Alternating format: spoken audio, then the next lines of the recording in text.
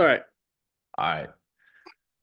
So Dan, like for me, like English is my second language. I moved here to the US when I was 9 years old. So I had my own like long journey of like becoming good at English and learning to become an entrepreneur. And I had to learn this whole process of like becoming a better communicator. In entrepreneurship, like you have to be able to sell or communicate to your team. But yeah, I've always noticed that like you have very good communication skills. So I wanted to ask you, like how did you become a great communicator? Like maybe what was your process of getting good at that? And just tell us a little bit about what your my or viewpoint on how important communication skill is in business. Phew.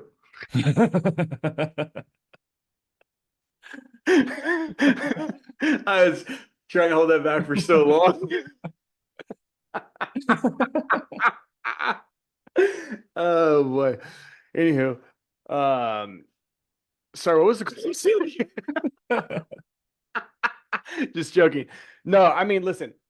So I think language in general it's a I think when you're young, you don't really understand how important it is to be able to communicate.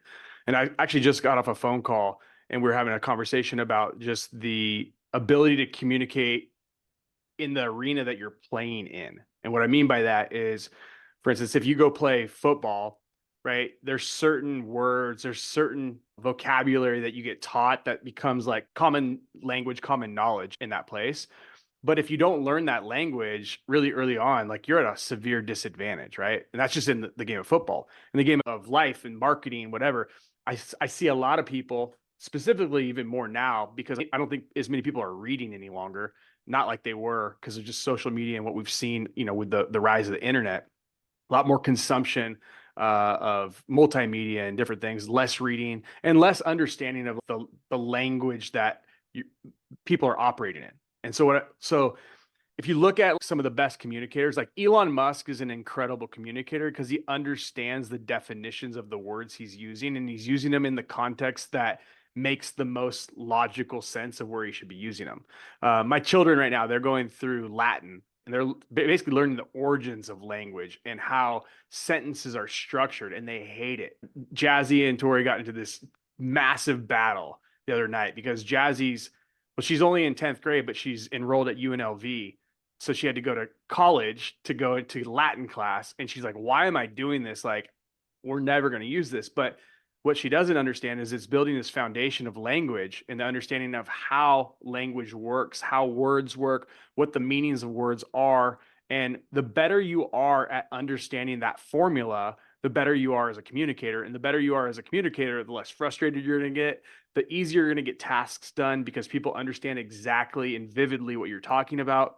Just overall, from a life standpoint, life becomes easier. The better your vocabulary gets, the better your ability to communicate gets. Your life will get easier. So at least for myself, it's something that I've been working on. I wasn't always the biggest reader, but I've definitely increased my reading over the last 5 to 10 years, way before I did in the past. And it's helped tremendously. I'm able to understand in clear words that I didn't understand why they were being used. And I think a really solid book that people should go and check out is, I think it's called Learning How to Read. It's incredible though, because it teaches you really like how to break down a sentence. And when you don't know what a word means, to go and find the definition of the word before you move any further. And like so many of us, we went through school, we just read over words so fast. We don't know what one word means or in the context because, we're basically trying to retain the information the way we were taught in school. And what happened was a lot of us got left in the wayside. So we didn't create these language patterns and language skills that I believe are necessary for business, for life, and what have you. So I don't know if that's probably a little long-winded answer, but I worked it out. No, it's good. Yeah, I mean, so many kids probably are going through classes and they're really not passionate about what they're learning or what they're reading.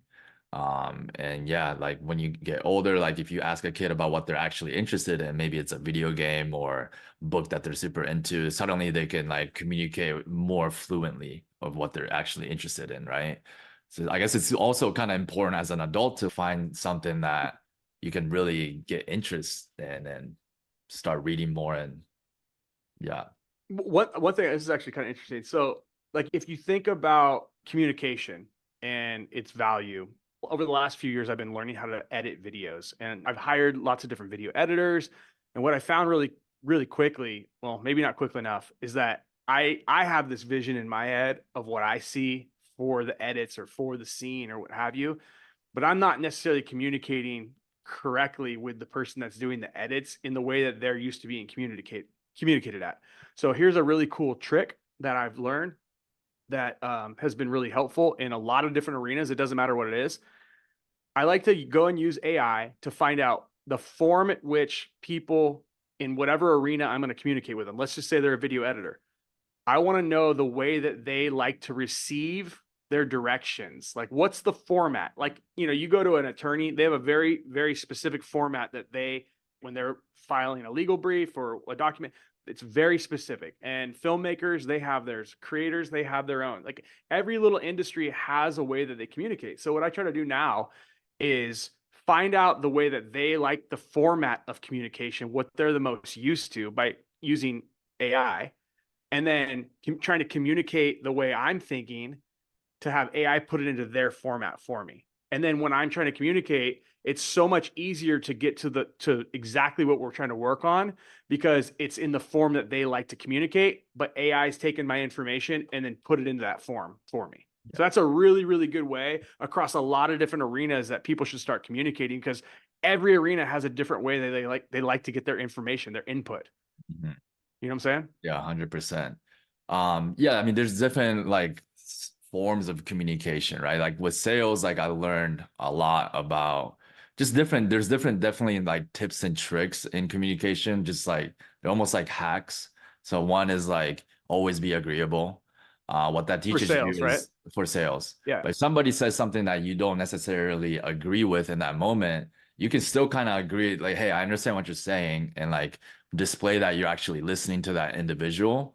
And then you offer maybe a counter argument, but you don't tell them in a way that makes them Right. feel like you're completely disagreeing with them. We go, hey, maybe you said it this way, but this is how I think about things. So always kind of being agreeable and understanding that like you're doing body languages or certain things where you're actually listening to that individual rather than you're like thinking about the next thing that you're about to say, or always thinking about trying to get your point across, and you're so focused on that. I feel like certain people like maybe lack that skill of like the importance of actively listening to an individual and what they have to say. Yeah, I would say you're spot on. I think that usually comes from a lack of knowledge in the space, because you're on this like, I have to speak and get my point across, or at least try to find my way through it. And so a lot of times people get nervous and they start over talking and they start saying things at times they shouldn't be, and in fact they should actually be listening. But the root of that is that they're actually not knowledgeable in that space, most likely. And so they're like grasping at ways to try to make their point so they feel knowledgeable or they look knowledgeable in the situation, the conversation. But more times than not, when you're well rehearsed, when you know the conversation, all the different ways it can go, you have your word tracks. It's like, to me, like, you must know how to define a word. I think people oftentimes are arguing about the wrong thing, like define one thing, and this other person defines that same thing as a completely different thing. So right off the bat, there's a miscommunication because there's not an understanding of the true definition of what is being discussed or what I'm trying to figure out in this communication exchange, right? So yeah. I always liked something that you would say is like people live in different worlds, right? And it's like there's a country club where, people speak in a different world. People play golf. Our students are talking to small business owners. So an issue in communication that digital marketers run into is they'll talk to the business owner about getting you to the top of page one or SEO or backlinks. The business owners world, especially blue collar business owners, they don't speak that language. They understand maybe revenue. I'm going to get you more lucrative leads with higher profit margins. If you're talking to a roofer, maybe you're getting small roof repair jobs, but I can get you more roof replacement or roof installation, which is more lucrative.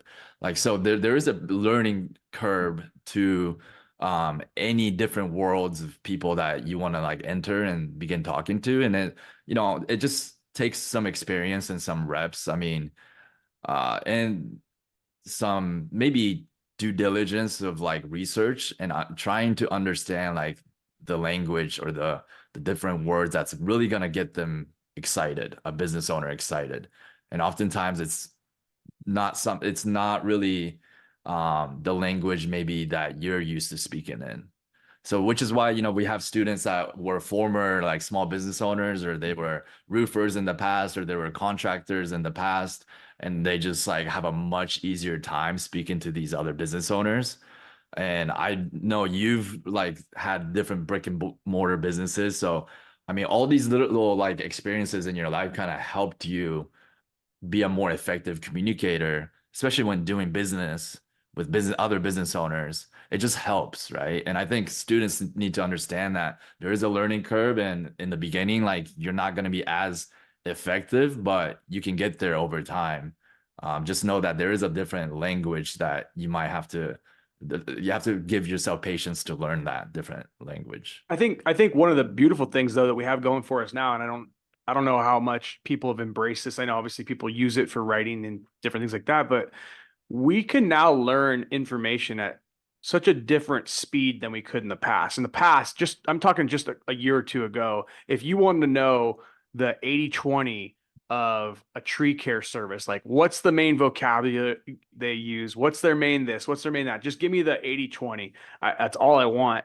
And being able to then quickly and effectively read through the most important information to get yourself up to speed on that industry, it's insane, guys. And so if you're not using that, you really need to be, because you can get through an industry and you can learn a lot of their language, a lot of their different like, things that they're discussing, that so you can quickly and rapidly get up to speed and be able to at least get on a basic playing field with them, but also understanding that the more business you do in that industry, that niche, the more knowledgeable you're going to get. I mean, there's no business owner, I don't think ever would say that they don't know quite a bit more than they did on day one, right? For their last day they ran their business. I think they would all say, yeah, I didn't know anything day one. So number one, don't beat yourself up. Understand it takes time to learn new things, but also understand that you have super intelligence at your fingertips now, and you can now, in about 10 seconds, figure out the most important language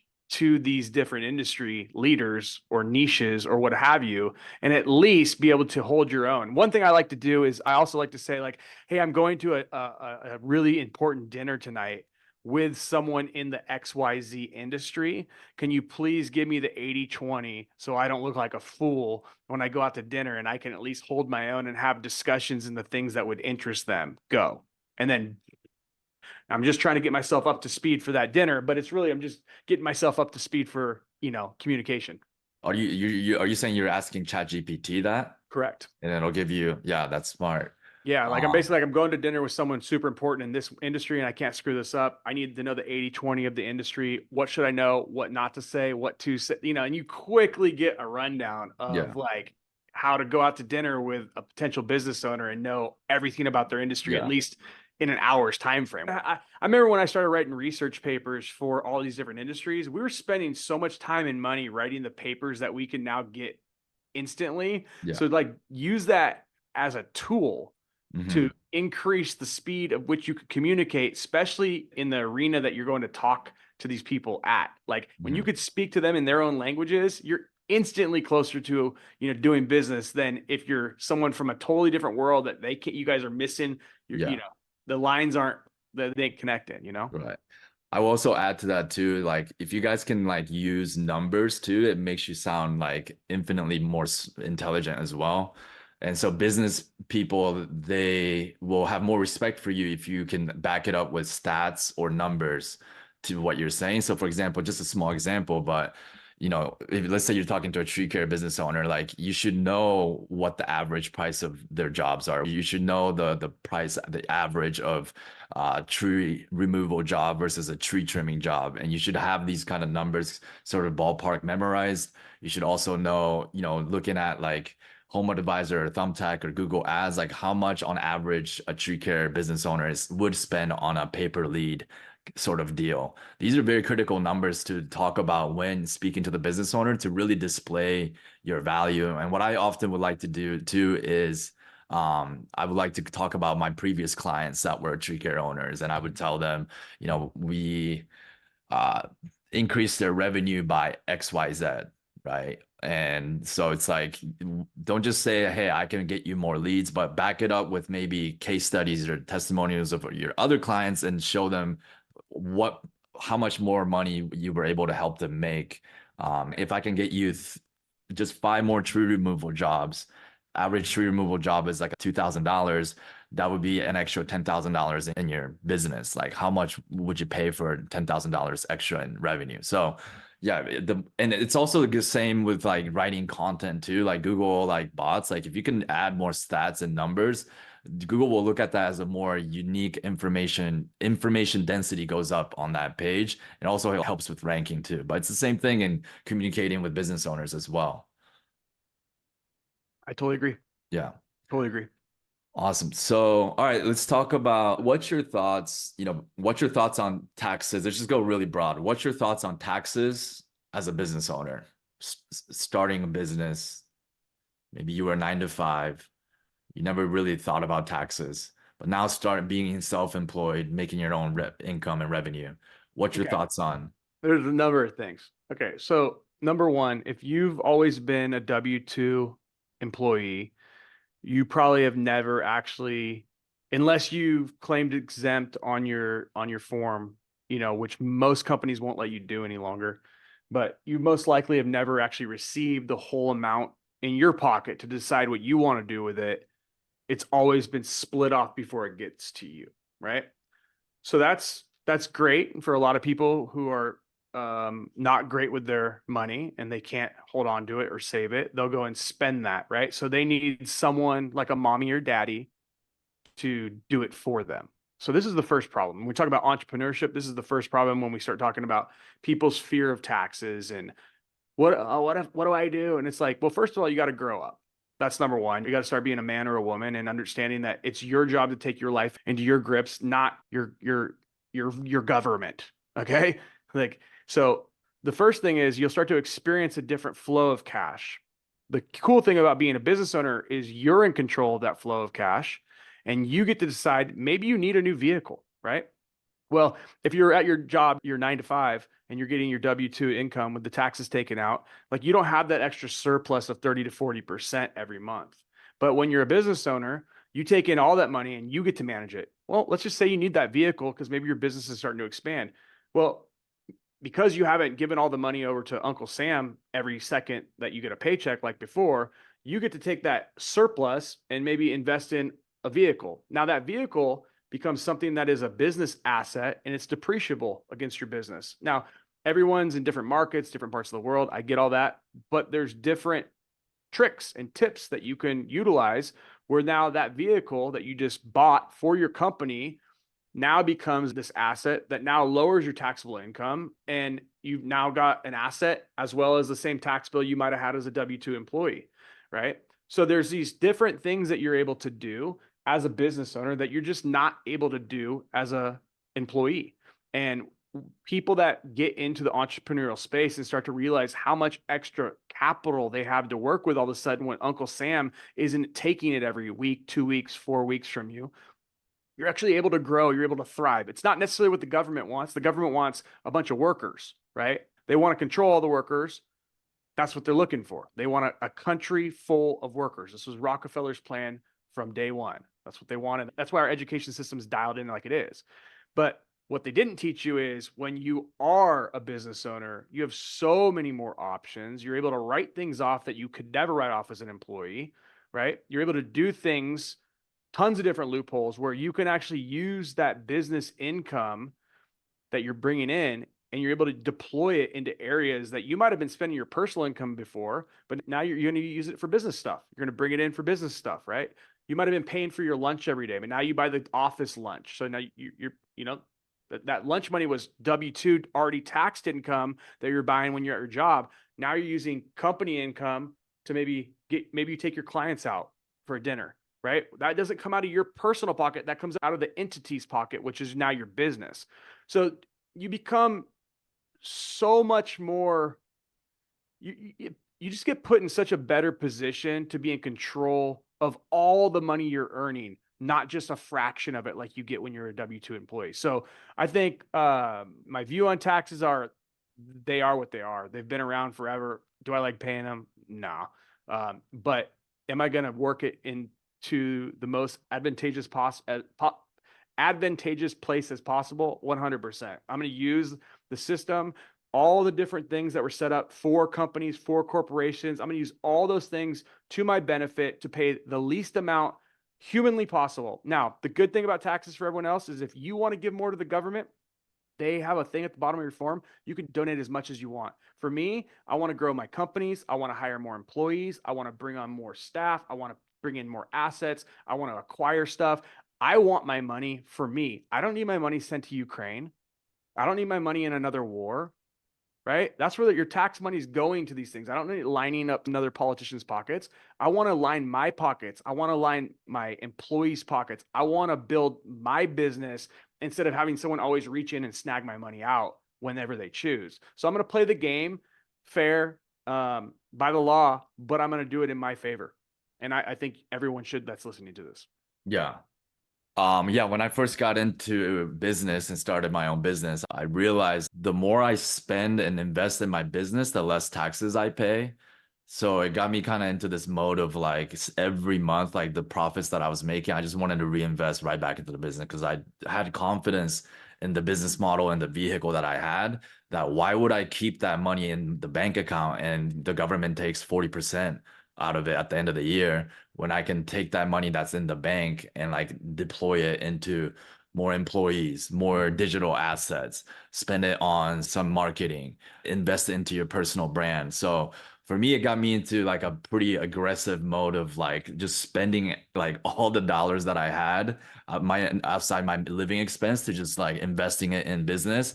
And sometimes, maybe I invested too quickly on certain things and different But it's your things like, choice. but it also like maybe learn different things much at an accelerated rate. And I'd much so, rather, I don't know about you, but I'd much rather be able to take 40% of extra money instead of it going off to another freaking country for some war I don't believe in. I'd rather go and drop it on ads. And guess what? Advertising comes right off the top because it's a cost of selling my goods, right? But now I actually have a chance. Now, if it fails, which it won't because I'm not a failure or a loser, so I'm going to be ahead. So if it fails, I have a write-off, and it's like at least the money isn't over here with them getting to do whatever they want with it. I got to take some risks on myself. I got to learn new techniques or new tricks or whatever. I got to buy a new asset for my business. It's like the people that are afraid of taxes just are being ignorant. That's it. And I'm telling you guys, back, not to beat a dead horse, guys, you could take your books now, upload it to these accountant AIs, and they have all of it memorized that you can work with. Like you can have AI look at your books and tell you where there's options and opportunities. The world's changing very, very rapidly right now. And I don't think you should be afraid of taxes. I think you should embrace them. There's something you're going to have to do as a business owner, but understand that you have a lot more options when you're in control, when you are a business owner. I Lots of think, options for write-offs. yeah, I think also there needs to be a mindset shift because since we were little kids, we were taught to save, right? Put it into your savings account. And so I think from that mindset, I can see how people, when they first get into business, they're taking a lot of the profits and they're just like trying to hold it into their bank account, right? But also, like, we must understand that within the last 5, 6, 7 years, like, your money actually lost 30% of its buying power and its value due to Yep. inflation. So it's Yep. like, why would you leave it in the bank when you can just deploy it? If you have a good vehicle, don't just go like blow it on some meme coin or whatever. But yeah, if you have a good business model, then scale it, right? Like go more aggressive than before because it's like yeah, the government's gonna take half of it. So Pay rather than yourself before the the government, salary that you're making at your job, and you know exactly what you're going to have in taxes, and then the rest could go into your corporation. I mean, listen, obviously every state, every place is a little bit different, but all I'm saying is taxes are the byproduct of making money. It is what it is. So either get smart or go give all your money away to a bunch of other people that are going to take it. Like, I mean, that's really what it comes down to. Get smart, use the tools at your disposal, like we're using, and keep a lot more of your money and stay in control of where it goes, how it's spent, how it's deployed. And at the end of the year, you have your taxes done, pay your bill, and keep running and gunning. Like, that's just what it is, right? And I'm not saying be reckless. I'm saying be a business owner. Stop being an employee. Like a big kid. It's like employees are big kids. They need someone else to give them a paycheck and tell them when to show up, and it's fine. But like, there's consequences. When you go to daycare, the teacher tells you if you sit in timeout, do this. That alone, for me, is enough to go and figure out how to pay my taxes on my own, which has been really, really easy. I have way more money to work with now because I don't work for someone with a fixed wage. I can make unlimited amounts of money. So I'm able to move and shake as needed. But guys, there's so many different strategies for taxes, tons of different things. The first step is becoming an entrepreneur and getting the ball rolling. Even for the first 2 years, which is what most businesses go through. Most small businesses don't profit for the first 2 years. That's just what the average in the USA is. First 2 years, they bought all this equipment, maybe built out a building, got employees. They're going to go, quote unquote, in the red, right? But like, our business moves a lot quicker. We don't have a lot of these expenses because we're an internet business. And so we're going to move into profitability way quicker. And you're going to be able to utilize that money and grow your business unlike anything you've ever seen before. It's so hard to explain to someone that's never earned outside of a W-2 wage because they realize you get all that money in and then you get to make your choices. Hey, you could still put it in a little savings account over here, or at least make a tally of what you need to pay. But guys, it's time to pull the Pampers up and be a big boy, big girl. That means taking care of your own taxes. And you also, I think, should have priorities on what sort of investments should be at the top of that list. And I think financial discipline is some people might lack. Most people lack it. And that's one thing I want to talk to you about too, is something I look up to you a lot. Despite all, the money that you've made in your career, I still see a good financial discipline that you have. And so talk to me a little bit about, I'm sure you've seen many like entrepreneurs come and go, maybe some young entrepreneurs, they make a little bit of money and they start like just blowing it on things. You should be investing the money on vehicles that are like income producing assets at the most ideal level, right? Because then you're taking that money, putting it into vehicles that can start making money while you sleep. Like that's well, how that you can. that or just like overall growing your business. Like that could mean a ton of different things. Like if you're, if you have a successful coffee shop, that might be opening another coffee shop, right? And deploying that capital that you're going to get taxed on, deploy it elsewhere, right? Or you buy an apartment complex and people don't know this, but you could depreciate. Let's say I have a taxable bill of $4 million this year. I could buy an apartment complex and I could depreciate that complex. I could depreciate 100% of it if I wanted to, giving me a zero taxable income. You see what I'm saying? Yeah. Now, again, that 4 million, that was let's just say my net income, doesn't necessarily mean that I'm not going to have taxes to pay out of that. There could be some tax liabilities or whatever. It's just that you have to see the lobbyists have set up different things to move different industries. If you keep it in your industries, you don't have to really learn to take advantage of these depreciations. Like when I bought my G-Wagon at the end of 2020, I paid $70,000 less in taxes that year because I depreciated it because it was over 6,500 pounds. Wow. Okay. I didn't pay cash for that one. I wanted my cash flow. So I actually took a loan out for like 100 grand or whatever. I think I put some down and it saved me, or excuse me, 100 grand finance. So I had a payment on it and I depreciated the whole car purchase, which was like 130, 140 bucks, my taxable bill. So there's so many little things, especially if you get astute accountants that know what they're doing in the market you're in or the state you're in or the country you're in, whatever. There's so many loopholes that have been put there for reasons. Like lobbyists went to bat to get this because somehow they benefit from it. I mean, that's just what it is. It's like they said back, I don't know if anyone remembers this, back in the day when I think it was George, the son Bush, they were like, oh, when the big 6,500 and bigger. It was like, oh, so all his friends could buy Humvees and write them off. That's what the whole thing was. It was like, oh, they only passed that because of that reason. So there's always some lobby group or someone that's trying to do something. It could even be a car company needs to move more SUVs because it burns more gas. And it might be the oil company that's the one that actually put that thing in place. So more people would buy bigger vehicles that would burn more fuel. So you got to look at and follow the money, but there's always a lobby strong that can cut your taxable bill down. You just have to learn the different angles. But like I said, now that you can have the 70,000 page IRS tax code in a large language model that you don't have to read and you can query, the tax game is going to change because now the people that are smart are going to be looking for these different opportunities that no good account.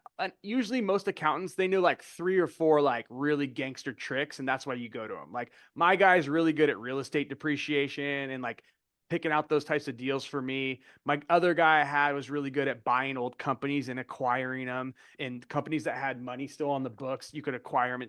Some different strategies there. So what I found over the years of working with different accountants and CPAs, I usually hire 2 or 3 of them because I try to find people that are good in their arenas, and then I have them cross-check each other where they give it back to me, and then we find more opportunities, right? And so again, there's a lot of ways. It's a byproduct of making money, but there's a lot of ways to use it to your advantage. Yeah. Like there's like levels to the game. And I heard one guy say like finance is the language of the elite. Yep. And so it just shows how dumb our education system was and how set up it was for us to be like 9 to 5. No, how smart. Do you think this is why there's the saying that exists where it says like the rich gets richer and the poor gets poor? Because finance is a whole completely different language. It is. And financial literacy is not something that we were taught in the regular schooling systems, which is kind of crazy. Like, yeah, I think it's got to be, like obviously, like I said earlier, if the whole plan was to create a nation full of workers, which is what Rockefeller set out to do, and then installed the Prussian education system because they saw in Prussia that the people, the way that they operated, they're like, we need those types of people. We want the people that will fall in line, not ask a bunch, that we don't need these grandiose visionaries. We'll take care of that, right? So let's install this system in the USA, which was done. I forget what it was, like 1908 or something like that. Might have been 1898. I forget. But that system was put in by this control arm to create all these workers and not have you think, not have you financial literate, and keep your head down, be afraid of your government and the IRS. Don't get yourself, you'll go to jail if you have a tax. You ain't going to jail. Just don't lie on your taxes. You can get your taxes wrong and screw it up. People don't know this. People think, because they publish these old stories like Mary J. Blige or who was it? It was like Wyclef and some of these old singers that went to Eddie Murphy. Like they lied on their tax. They just didn't pay them. You can't do that, right? Like you can't lie and say you made one thing and you made it different. All it's reported. Like everything gets reported back. Every dollar that goes through your bank account, you're not going to be sly if you think you're going to be sly. Everything is reported. Every bank that you put a dollar into is being put back to the IRS. They're going to know. So it's like, don't be fearful of it. It's part of life. It's part of what's going to happen. Just embrace it and go make more money. Yeah. And get yourself around financially literate people too, because I got around some guys and they taught me some tricks in business that saved me millions of dollars. They'd been doing it for years. If I would have never got around those dudes, man, I'd have had a couple $1 million out extra for something that I didn't need to do. They gave me a solution that was full within the law, full within the tax code. I never knew about it because the thing's 70,000 pages long, which is ridiculous. But they did, and they're great business guys. They made ton more money than me, and they passed these ideas down to me. And I'm like, man, how much was that worth? That trip that I just went on and met that guy, that was worth a freaking $1 million plus this year. And how many years into the future? So as you start picking up these different understandings, they just build and you get smarter and you go like, well, how does Dan have a G-Wagon? It's like, well, I saved $70,000 and I gotta pay. It's like, it's genius. I got a nicer car, paid less taxes. Sure, I picked up a payment, but I didn't have $70,000 go out the door. So that payment I can pay with as long as I want. And then I can move the car on in the future, 7 years from now, sell it off, You have to pay the depreciation off in a certain amount of time frame. But listen, there's always the next car. There's always the next thing you're going to get. You can do the same thing with planes. Like some of these guys, you're like, how does Grant Cardone have an airplane? Well, he had a massive tax bill. He sent a check for $50 million down payment to Gulfstream the last day of the month because he was able to write off this massive, I don't know what the jet was. Is pretty expensive. I don't know what the total was, maybe 50, 60 million. That saved him so much money in actual cash out of his pocket that year. That is why he did it. Yep. So there's just, it's like the rich get richer. It's like, oh, how does he have all those things? It's like, well, he's saving money because he's making so much by buying these loopholes that the government officials and lobbyists put into place for smart people like themselves that wrote the Yeah. laws, For the elites. Yeah. Or Yeah. for the people that are willing to pay attention and educate themselves. Yeah.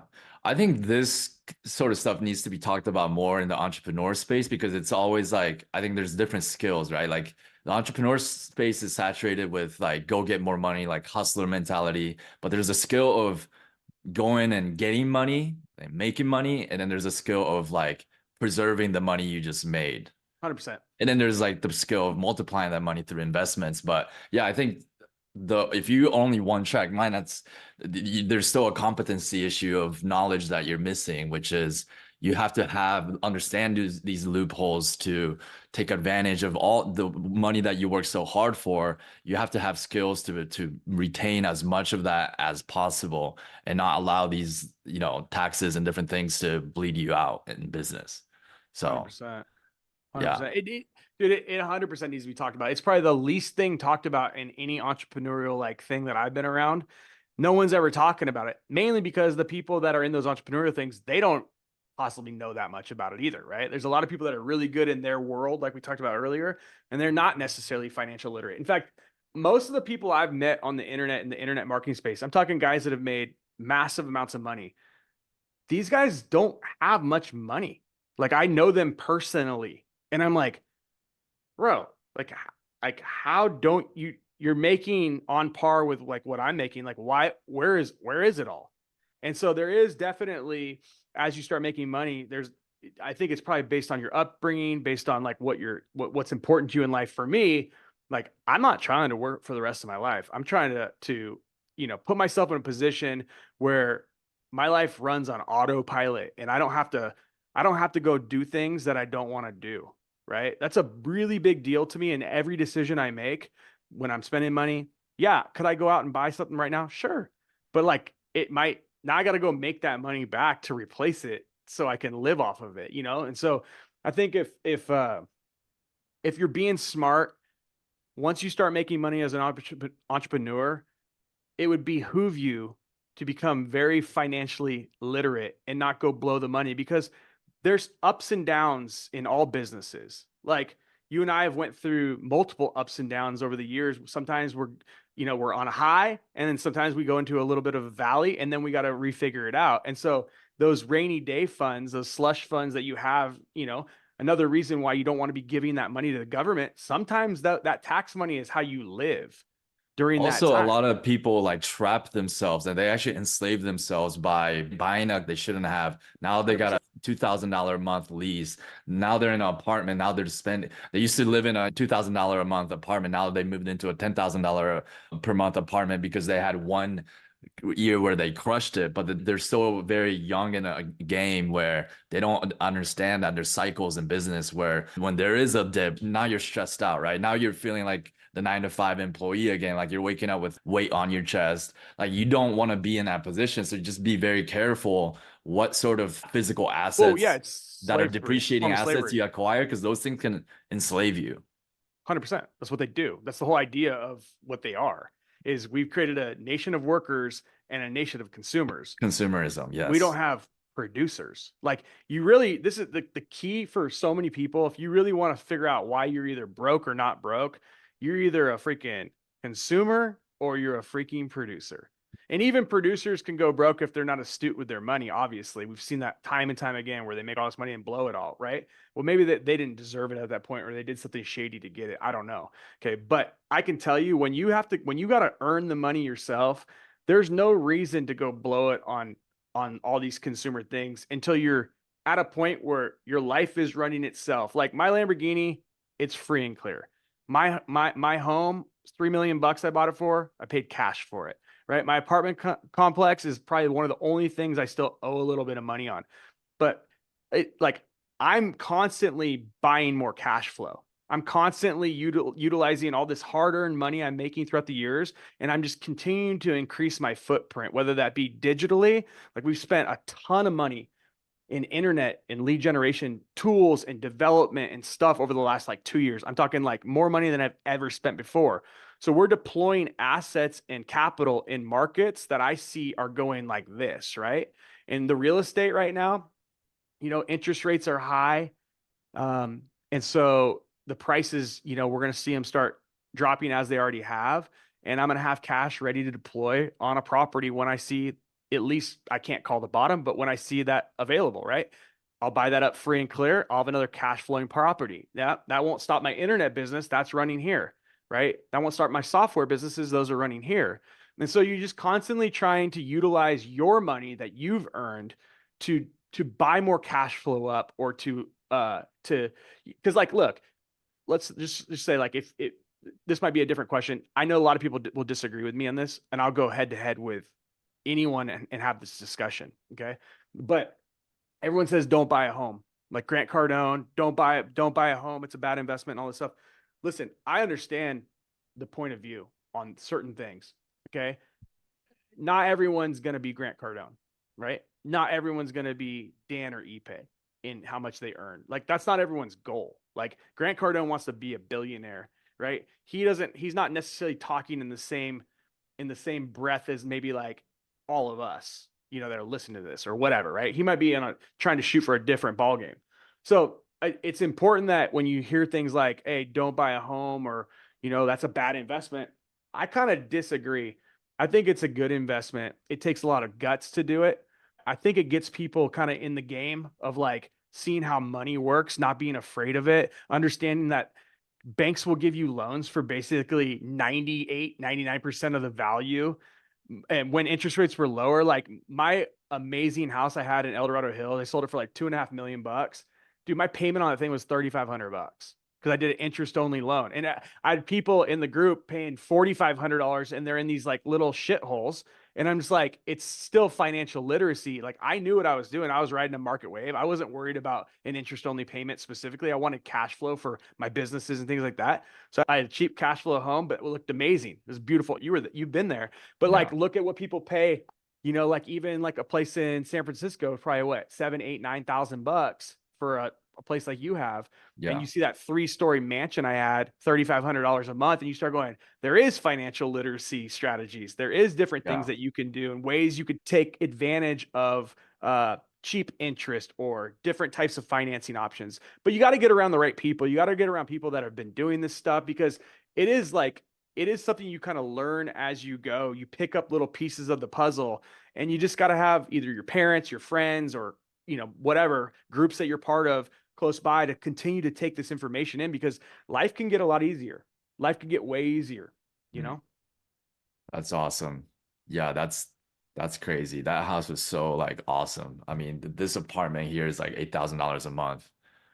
Talk to me a little bit about like how did you put yourself in a position where you're able to like own these houses free and clear? That's like you don't hear about that too often. Like you hear people like teaching real estate courses and whatnot, but they're taking loans out, right? They're renting it out. Like, what was your path in physical So real estate?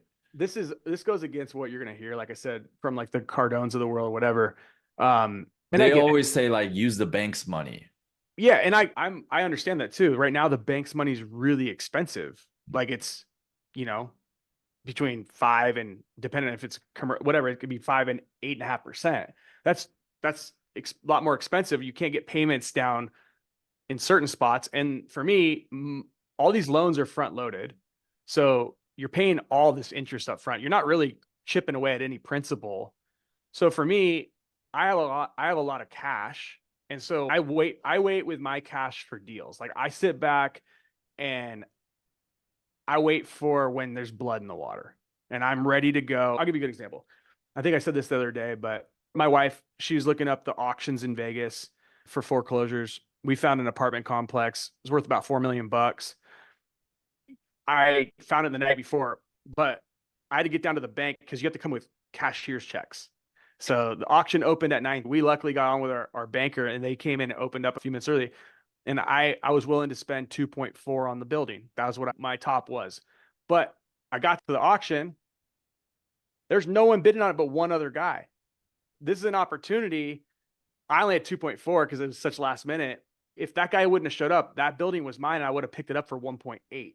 But I had to have cash on my hands to do that, right? And I ended up stopping at 2.4. He bought it for 2.4 and $1. So opportunity when you have cash on hand, right? Mm-hmm. Just shows you like, so for me, I like to sit back with cash on my hands. And so if I'm paying a higher interest rate, let's say, like if you have let's say a $2 million home, say your payment's like, probably right now, it's probably like 16, 17 grand a month, somewhere in that neighborhood, I'm guessing.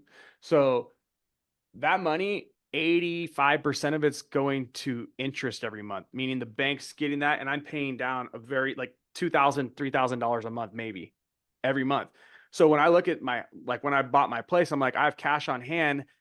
All this money stays with me. I could take an equity line of credit out against my home, and I can write a check for anything and use my house as a I mean, bank. you're basically just parking the cash you have and It's a parking bank it for me. It's a into bank. a house, and the house turned into your literal personal bank, It's a essentially. bank. And this is the way that I operate. It's not the way that like a Cardone does stuff differently, but he's way more into like the big multifamily stuff. But yeah, like when just the average human that's going to watch this isn't probably going to go out and buy 14,000 doors like Cardone, right? You might have your home and you might start getting a couple rentals like the average, above average person. But like one thing I do know is no matter what, forever, you're going to need a roof over your head in order to live. And this is the biggest thing I can talk about past all the financial, because I'm sure plenty of people will disagree with me on my financial opinion on this thing. And that's totally fine. But the peace of mind once my house was free and clear totally changed the way I operate. And this is, I believe this very true. You have a roof over your head. Every person has to have a roof over their head. Okay. In some capacity, even if you're homeless, you try to go find shelter, right? You need food, you need water, and you need energy. Those four. If you have a roof, you have food taken care of, you have water, and you have energy, you don't have to work any longer. Right. So what I've been focused on after I paid this off, this home, like most of my rentals at this point, now it's like I'm after food and water and energy as my next things, because that's true freedom, right? Like you truly become free. And when we're big computers, and your brain has a CPU that's working at all times. The more stressed out, the more things you got going on, even if it's not on your mind in the physical realm, it's running in the background. When you have your roof covered for you every night, you hunt better if you're out in the woods. If you know your roof is already built, it's like when the roof is built, they hunt better because they're like, I don't have to get home and sleep in the freezing cold. Like my shelter's good. Mm-hmm. And so, like, I do believe there's something to be said about owning your home free and clear. And it should be something people could rapidly do this. Like without making even that much money. Within 4 to 5 years with discipline, your home should be paid off. If you're like in an average home, $400,000 to $600,000, no problem. Obviously, you got to make more money. You can't make the wage you're making right now. You got to start earning more. But there's so much you can do if you're disciplined, and your home becomes a bank account, and you have a checkbook, which is an equity line of credit that you can write checks off of. So instead of your money going into a savings account, what if it went to pay against your home? You pay down $5,000, $10,000 this month, and then you can write all your bills out of that checkbook all month long. Well, your daily interest accrual, that's how your interest is figured. Like let's say the interest rate is 5.5, it's 5.5 figured out over those 30 days, amortized over those 30 days. So if there's no payment due, or you've dropped the overall balance of your home because you put all your money into it like a bank account and you write checks out of it from your equity line of credit, you're paying less interest day by day by lowering that balance. Yes, over the month, you're paying these bills back out and it goes back up. And then next month, it goes back down again, another 5 grand. And so you're constantly moving this thing and you're using it as a big piggy bank. And I think for the average person listening to this is an incredible strategy to take advantage of the banking system, how interest works, and The fact that you can take an equity line of credit out against your home and What write can you checks out of it. explain that a little bit more? Taking an equity line against your home, like what is that? So let's say I have a home that's worth $1 million, and let's say I owe 500 grand on it. Like a lot of people that have bought homes in the past have plenty of equity over the last like however many years. So that equity can sit there and do nothing and oscillate, right? You're not touching it. Or you can go into your bank or to the place that you have your mortgage at. You might have to refinance, and there's different programs for different people. But you can do what's called an equity line of credit. A lot of people go to their local credit unions, usually to do home improvements. So their home is getting older, it's worth more, and they're like, we want to update the kitchen. They'll go get an equity line of credit, and that's how they pay for it. But it's money that's just going against the balance of what they owe in this piggy bank. It's like a second position that the bank's taking on your home. They put a lien on it, just like your mortgage lender would, but you're Right. able to now use that money as you wish. It's not just locked up in your home in equity. Now, when you first buy a home, you're not going to have equity unless you get a great deal on it. For instance, if I bought that apartment complex, it probably would have appraised for. So if I could have bought it for 2.4, I was like, I got a lot of equity now, and I could pull that equity and use it for maybe I need to update every appliance in the whole place or whatever. So I basically could use it as a checkbook. So all I'm saying is, go ahead. Could you essentially just take the money out as credit and then use it for your business, You and can then use it for whatever you want. use whatever you want, and then you You can just use it kind for of your like, bill. Like the smartest way to do it, and I know we're kind of like getting a little off topic, but the smartest way to do it is this: is let's just say you make $5,000 a month. Let's say you have a $200,000 home. Let's say you just bought it. It's worth 200,000. You paid 200,000, so you're even. Okay, your payment on that $200,000 home is probably like $1,400 a month or whatever it is. Okay, 1,500 a month, maybe a little less without taxes and insurance, but whatever. So you make $5,000 a month. Now you obviously have bill, you have a car payment, you have food and water, all these things. Okay, but your bill comes, you deposit your money into this account, right? This $5,000 or whatever. Now you've just lowered the balance from 200,000 to 195. So instead of your daily interest accrual on 200,000, it's now on 195. So then now let's say your car note's due on the 8th. Well, you get your checkbook out, you write a check out of it, or you can get a card too, and that bill will come out of it if you had an equity line of credit, right? So you're basically kind of using this thing as an oscillating bank. Now you have to have equity for this to work, right? So in the get-go, you might have to time might need to pass a little bit. If we look at appreciation, it's about 4.3% per year over the last like 30 years or whatever. So your house will have to appreciate a little bit. You're going to have to pay it down to be able to get into the equity line of credit zone, which is usually about 80% loan to value, is about as much as they're trying to give you. Okay. But back to the very beginning of why I'm talking to you guys about this is there's so many gurus that tell you not to own a home and not to do this and not to do that. And I'm kind of saying, I actually think it's really good. I think debt is an incredible instrument when you're really financial literate, you're super financial literate, and you have a plan of how you're going to use your money in other places. I think it can be a massive, massive issue and keep people more in a rat race. yeah, Where I think the CPU could be freed up if you take like a 5 to 8 year plan of how you're going to pay your home off with your current income. It's really easy to sketch out. I think you could rapidly have this thing off your back, and for the rest of your life, like you don't have to pay for. Think about that for just a minute. For the rest of your life, this is where my head's at. I don't have a house note any longer. It's done. So for the rest of my life, I'm not worried about where I'm going to sleep. At least I got that covered. You see what I'm saying? yeah. Big amount of CPU It's let like off it's like you killed one huge boss in a video game. Of course, 100%. you're gonna level up your character when that boss is killed, because then your mind is gonna work on the next big boss to slay in life. Listen, if like people that have 401ks, stuff like that, this is a really good strategy. So if you've been working for the man for however long, go borrow against your 401k. You can usually borrow 50% of your 401k. If you've been working for any amount of time, that could be a large chunk of change.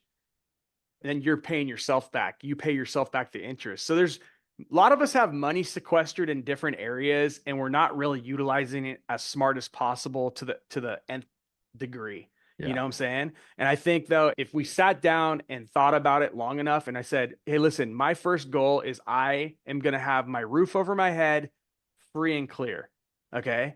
Now you may not own a place yet. That's totally cool, but that should be a goal Mm. for everyone in my opinion, because who doesn't want to have that off their back?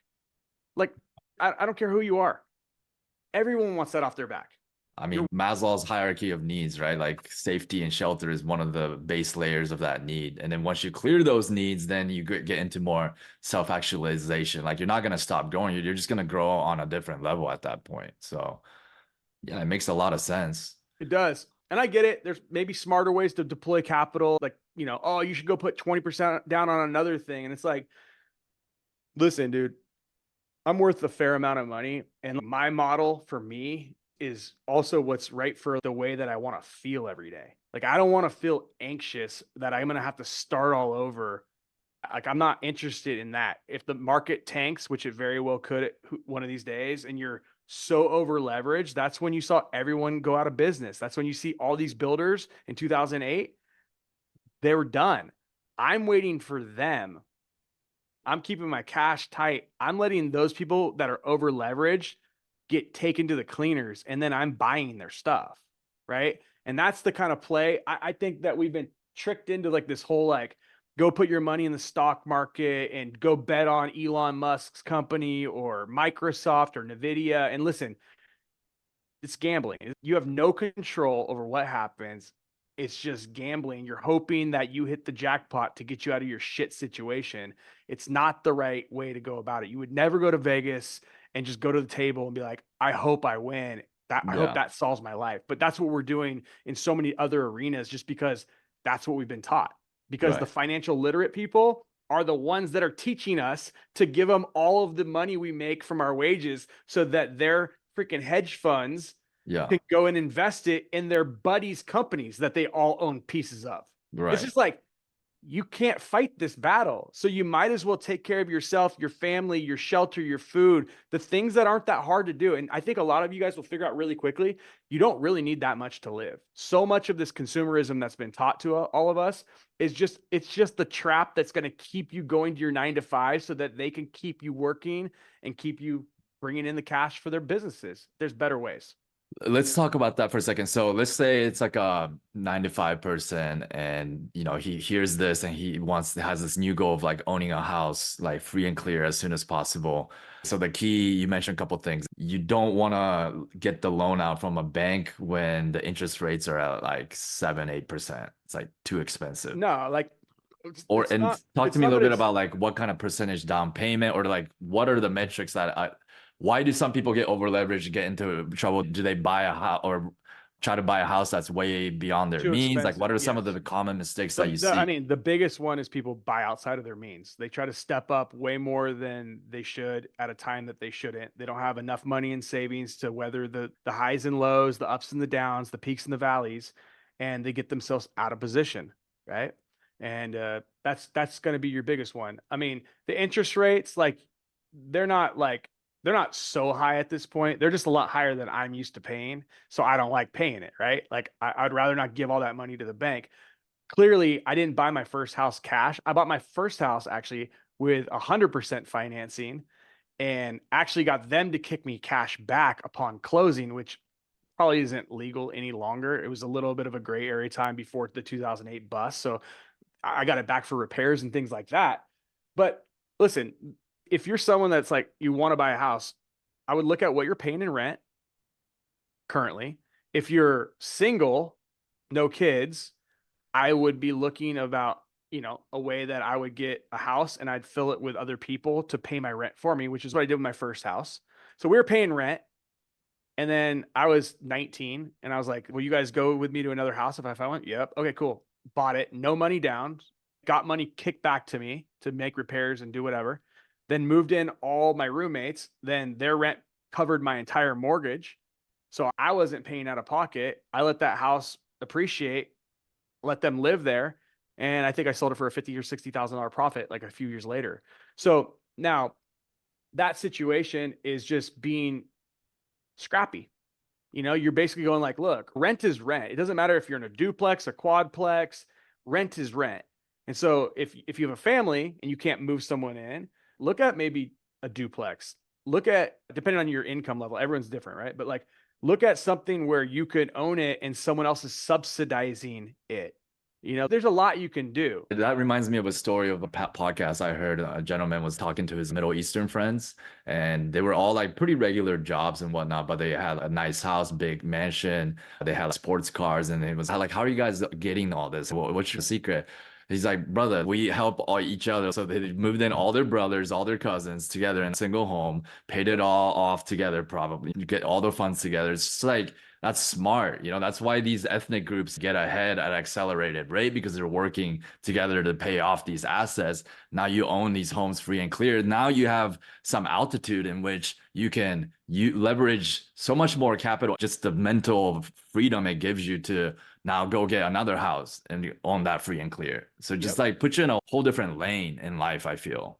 I think it's the Chinese culture that does this, but I believe what they do is when you're in your working years, you will have the kids as they hit their age of work, they'll come to the collective group of the families, and they'll get, I think it's like a 10% per family loan to these kids to start their businesses, right?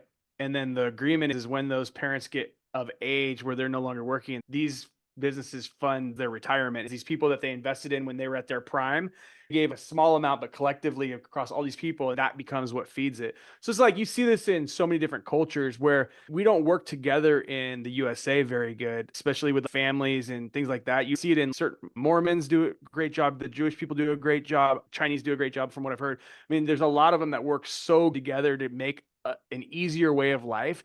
But so many of us, we just don't think that way. We don't think about how to make this easier. We don't think about these little things, but with just a little bit of planning and forethought. This is why goals and thinking about your future is so important, because you get to work through these things. You can actually go like, would it be wiser for me to pool the money from these people and do it this way versus getting a bank loan and doing it this way? Or, there's always ways to go. So if interest rates are high, guess what happens when interest rates are high? No one's buying. So guess what sellers will do then? Sellers will finance you. So for instance, I have a mobile home park. I got a call yesterday from a real estate firm. It's not listed for sale, but you always get calls of people like, hey, I have a buyer looking for your spot. It's like, cool. Would you finance it? Possibly. So it's like right there, I don't have it advertised, but I have a cash flowing property that I might be willing to sell if I have another deal that I can make this work.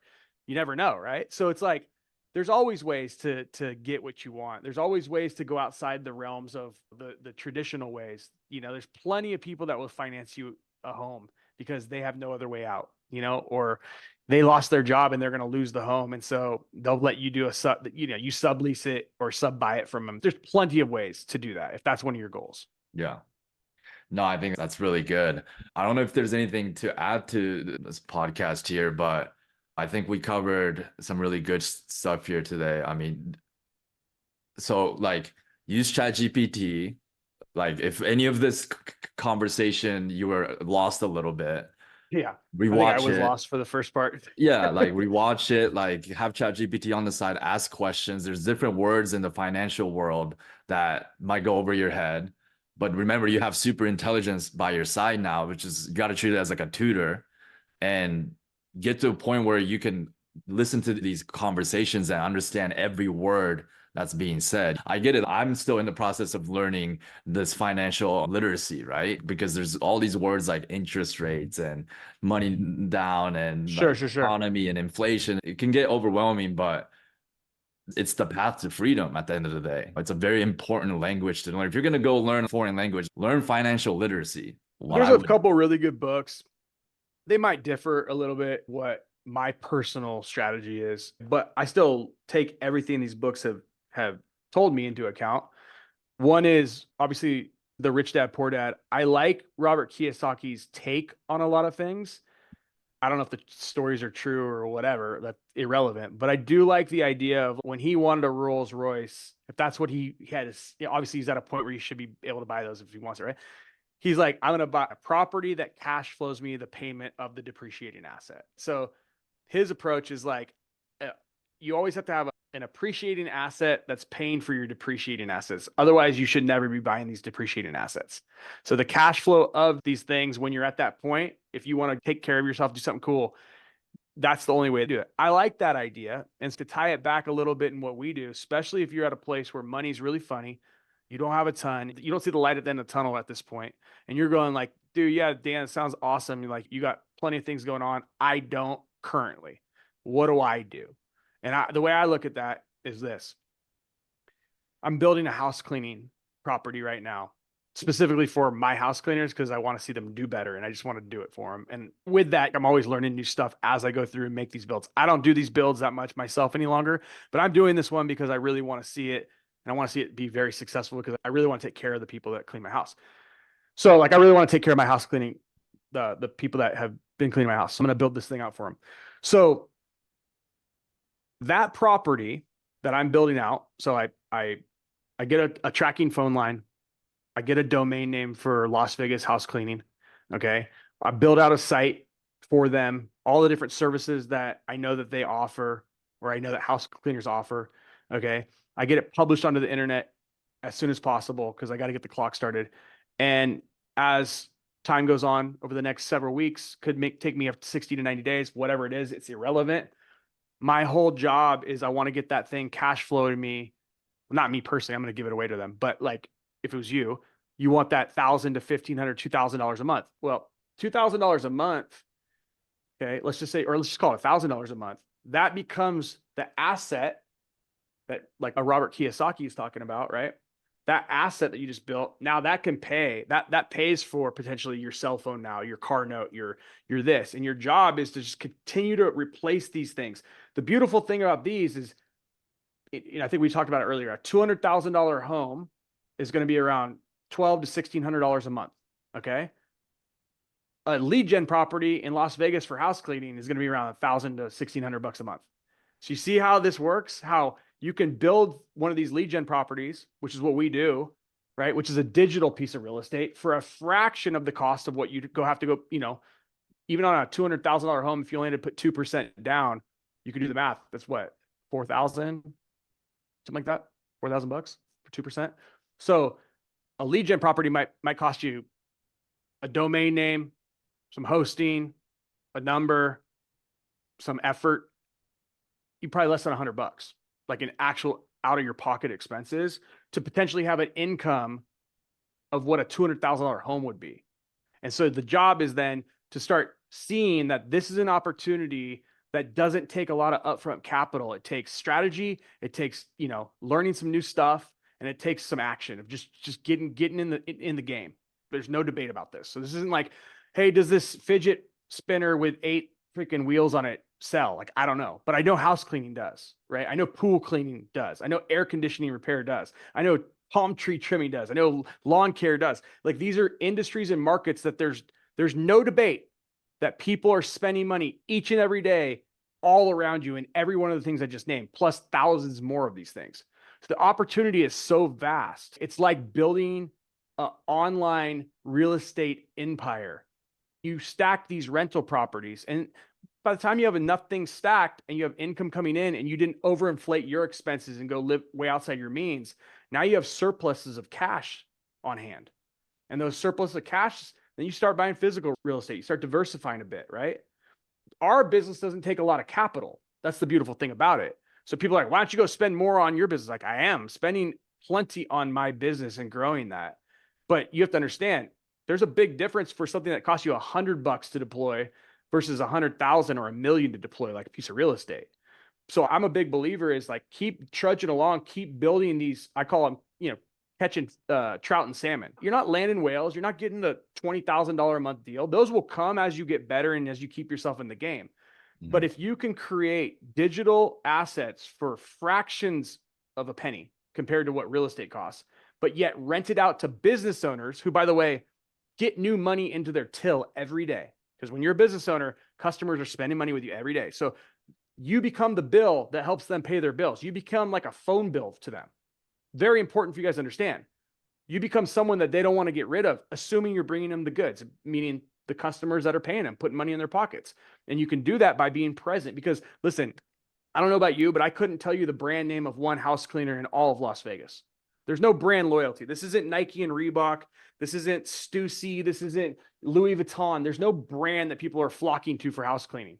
Okay. It's who shows up when I did a search and did they answer their phone and is their prices in line? That's it.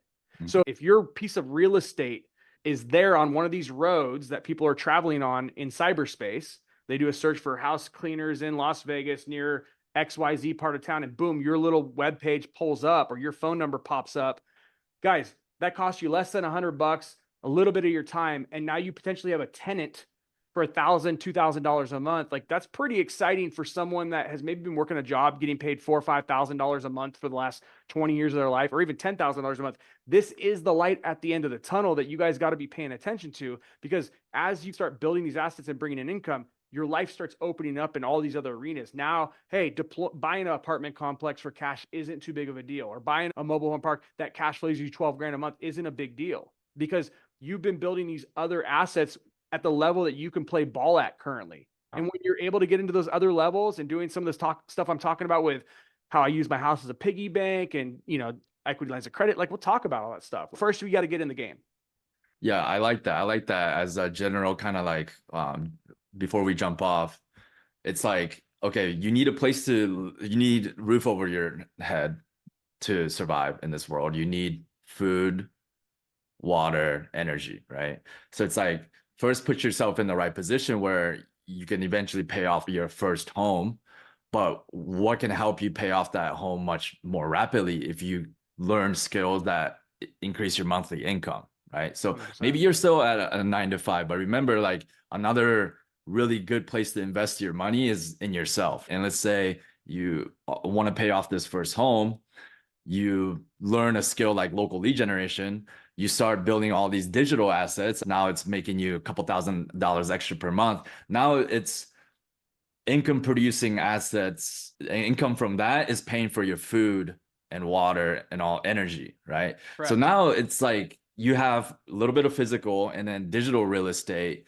Now you have so much more freedom, right? Because your energy bill and your food and all those expenses are paid off by these digital assets where you're not having to work a 9 to 5 or trade time for dollars. And then when you get to a point where you start scaling the digital assets and you start making more money than you know what to do with, then you can play like the game that Dan's been playing, which is you park that money into physical real estate and own them free and clear.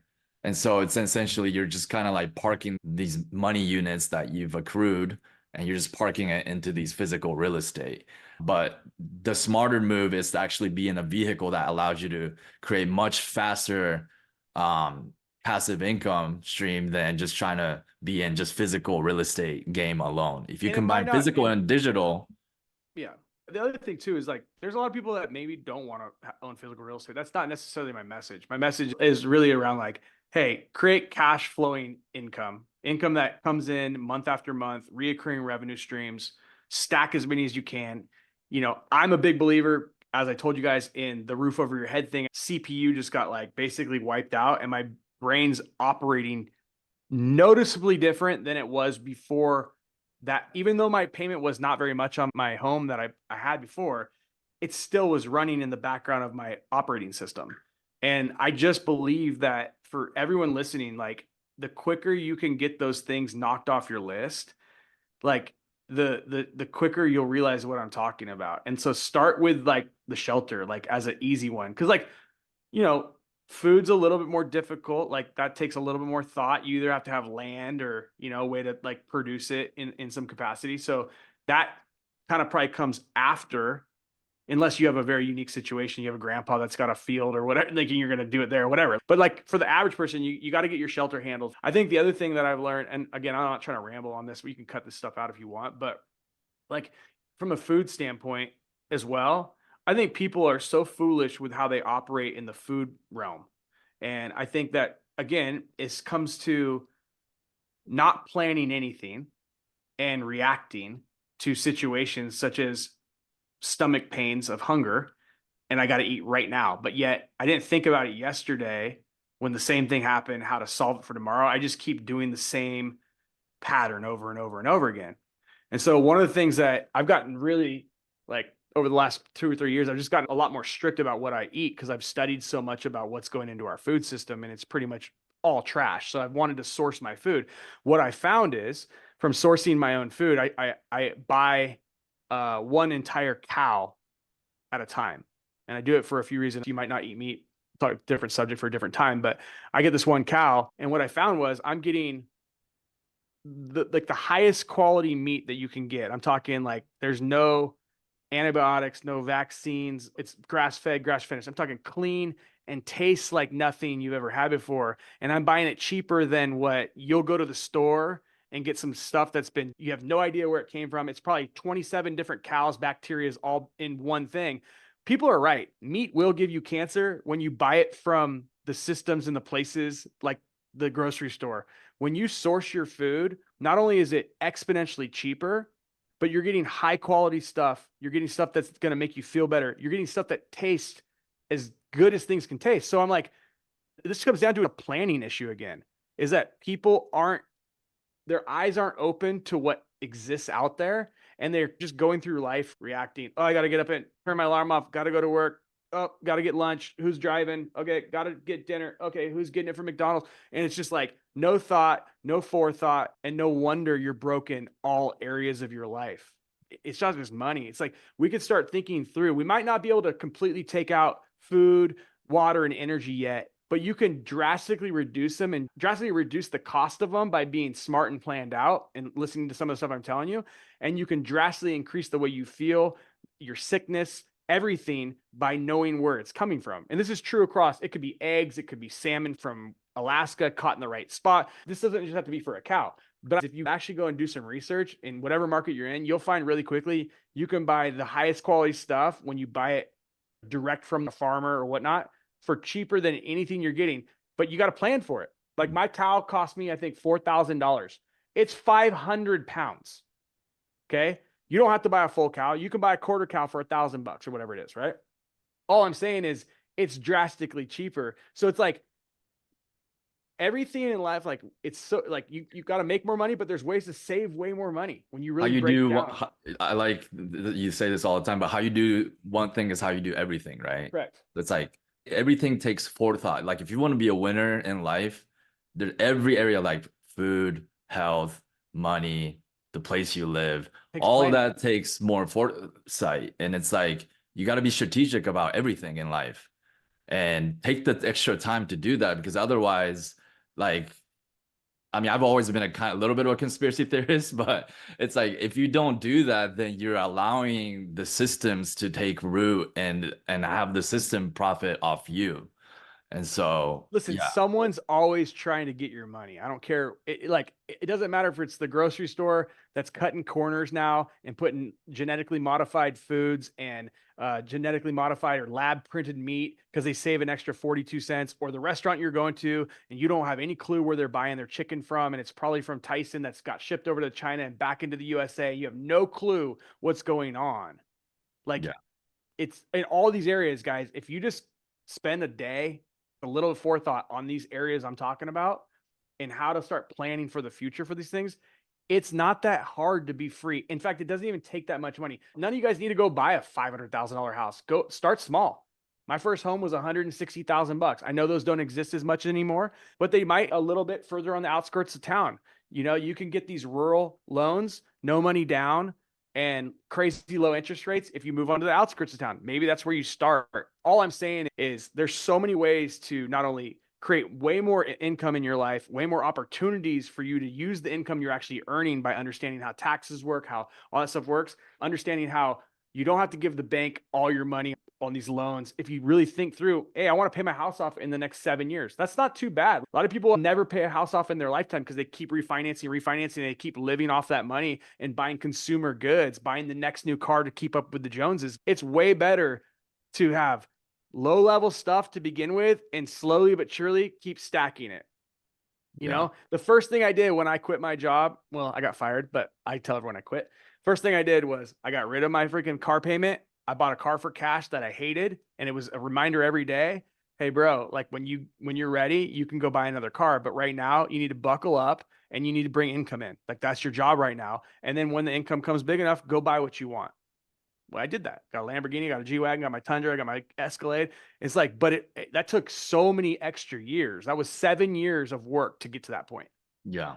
more actually maybe longer. It was maybe 10 years till I had all I those think things. we have to remind ourselves, like, when people use the word capitalism, like they looking at it so surface level, like we live in a brutal capitalism society where there's a saying like someone's always trying to take your lunch. Well, if someone comes and tries to take your lunch, like what are you gonna do to that person? You're gonna like probably fight that person, right? So like society as a whole, like this capitalism like world, it's like we're in war right now, you know? Correct. And so in war, like whoever strategizes and puts more forethought into it wins the war. So Correct. you got to look at yourself and your family as like an army, and you're at war every day. Like And your there's and your friends. pharmaceuticals, like all these companies are trying to profit off you. They're in the offense mode, and too many people are in reactionary, passive, defensive mode. Well, yeah, and they also are not educated at all on any of it. So it just blows by them as like, oh, well, they're just a really nice guy in the news talking about it. It's like, no, the news is being paid by this company to say the nice things so that you believe it because that's how they programmed you over time. And it's like until people can come to that conclusion that maybe we haven't got the full story in life, maybe there's things that have been hidden from us so that we continue to buy certain things or we continue to act in certain ways or we continue to go certain places. We have to think like if we're strategizing this long, we've been doing this business model for over 10 years. I've been doing this for over 10 years. And Ippei and I talk almost daily about strategies of how we bring in more leads, of how we beat the system, of how we come over here and how we go. Think about what a company that's doing billions of dollars is doing. Think about an Apple, $1 trillion company. Can you imagine what they're doing in order to capture your money every day? But it feels so nice. And it's like, it's just planning. So you start small. Hey, I want to make my first $1,000 online. Awesome. By when? Within the next 30 days. Done. Let's do it. Okay, that's our first step. So I just think like, I don't care what level you're at, because like I know Ippei, when you started, you were like making just over minimum wage in Michigan, which is very, very low, you know? And it's like, it doesn't matter if you start in there. This model isn't about how much upfront capital you have. This model is lean, it's mean. It was started out of necessity after me quitting, losing my job, getting fired, right? It started there, you know, where I was in defense mode in a sense for like getting rid of payments and trying to get rid of all this stuff so I could get this thing going because I didn't just have a surplus of money that I wanted to deploy. That was some of my reserve funds that I had to live off of, depending on how long this took. And very rapidly, I was able to get it going, you know, lit that fire under my ass and you get moving. You guys, it's not high capital business, but you got to put the effort in. You got to learn the techniques. You got to get in the trenches a little bit, and you got to be able to understand what's going on here. But know you can do it. We've been doing this for a long time for a reason. It's because it works. Yeah. Awesome. I love it. Well, I'll end with this one quote that you just reminded me of. It's a famous Miyato Musashi quote, the famous samurai from Japan. It goes, a journey of 1,000 miles starts with the first step. So wherever 100%. you're at in life, that's the most important thing you got to focus on, is taking that first step. Do you know how you eat an elephant? One bite at a time. No, you don't eat elephants, fool. That's hilarious. All right, guys. Well, we'll see you guys on the next one. And awesome. Thanks for hopping on, Dan.